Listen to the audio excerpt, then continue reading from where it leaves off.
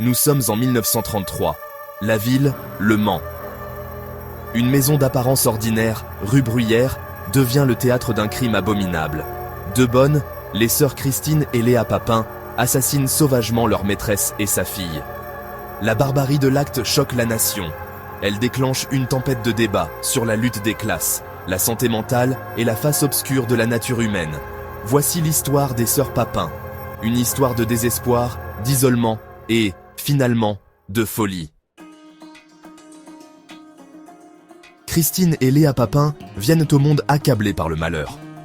Nés dans la pauvreté d'un petit village, leur enfance est loin d'être idyllique.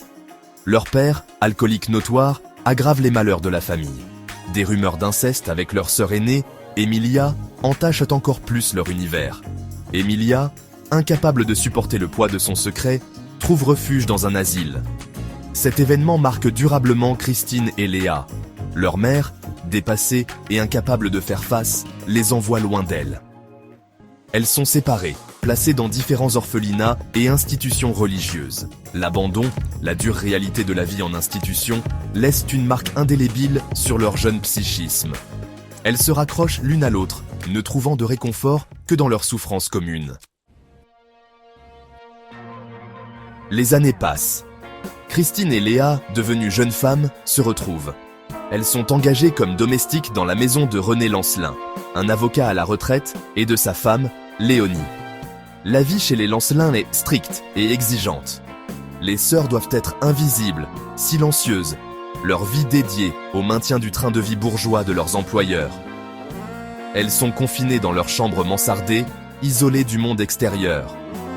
Leur seul réconfort, c'est l'une et l'autre. Christine, l'aînée, plus affirmée, prend sous son aile la timide et soumise Léa. Elles vivent dans leur monde à part, liées par leur passé commun et leurs conditions présentes. Leurs journées sont rythmées par les tâches domestiques, leurs nuits passées dans leur chambre partagée. Leur existence est faite de désespoir tranquille, une combustion lente vers une inévitable explosion. Sous le vernis de la normalité, la tension monte. La relation entre les sœurs et Madame Lancelin se dégrade. Des disputes insignifiantes dégénèrent en conflits acerbes. Les sœurs, déjà repliées sur elles-mêmes, se renferment davantage. Leur ressentiment envers leurs employeurs, en particulier Madame Lancelin, s'intensifie. À leurs yeux, elle incarne la cruauté et l'indifférence du monde bourgeois, qui les a toujours rejetées. Le fer à repasser, objet du quotidien, devient le symbole de leur oppression. Il représente le cycle infernal des corvées, les exigences étouffantes de leur patron, leur propre impuissance. Un rappel tangible de leur place dans l'ordre social, une place qu'elles en viennent à détester de plus en plus. 2 février 1933. Les tensions accumulées pendant des années finissent par exploser. Une banale dispute au sujet d'un fer à repasser défectueux fait basculer les sœurs. Dans un accès de rage et de violence, elles s'attaquent à Madame Lancelin et à sa fille, Geneviève, venue rendre visite à ses parents. Les armes du crime, leurs mains nues, un marteau et un couteau de cuisine. La scène est d'une horreur absolue. Les Lancelin sont mutilés, presque méconnaissables. Les sœurs, couvertes de sang, ne cherchent pas à s'enfuir. Elles se réfugient dans leur chambre, verrouillant la porte derrière elles. Elles y restent, silencieuses et immobiles, jusqu'à l'arrivée de la police. La nouvelle des meurtres se répand comme une traînée de poudre dans le Mans. La brutalité du crime, le fait qu'il ait été commis par 2 bonnes à l'apparence banale, provoque une onde de choc dans la communauté. La maison Lancelin devient un spectacle macabre, attirant badauds curieux et journalistes avides de détails sordides.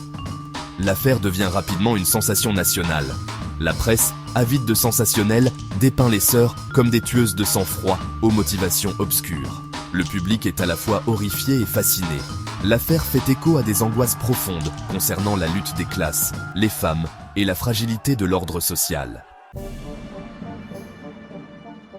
Le procès de Christine et Léa Papin captive la France. Les sœurs, autrefois anonymes domestiques, deviennent l'objet de tous les regards et de tous les débats. Certains les considèrent comme des victimes, poussées à la folie par leurs conditions de vie.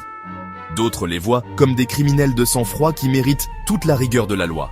Le tribunal reconnaît les sœurs coupables de meurtre. Christine, considérée comme l'élément moteur du crime, est condamnée à mort.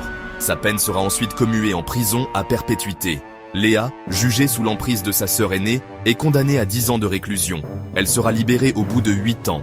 La vie des sœurs, à jamais marquée par les événements de ce jour funeste, prend des chemins divergents. Christine meurt en prison 4 ans plus tard, sombrant dans la folie. Léa, elle, vivra une vie discrète et retirée, disparaissant de la scène publique jusqu'à sa mort en 1982. L'affaire des sœurs Papin continue de fasciner et de déranger. Elle a inspiré d'innombrables livres, films et pièces de théâtre, chacun proposant une interprétation différente des faits et de leur signification. L'affaire reste un témoignage glaçant de la face obscure de la nature humaine, du pouvoir destructeur du ressentiment et du désespoir. Elle soulève également des questions inconfortables sur les inégalités sociales, l'exploitation des travailleurs domestiques et le tribut psychologique d'une vie passée dans l'ombre. L'héritage des sœurs Papin est un héritage pesant. Un rappel que même dans les cadres les plus ordinaires, la noirceur peut couver sous la surface, attendant le moment opportun pour éclater. Une histoire qui continue de résonner, nous forçant à affronter des vérités inconfortables sur nous-mêmes et sur le monde dans lequel nous vivons.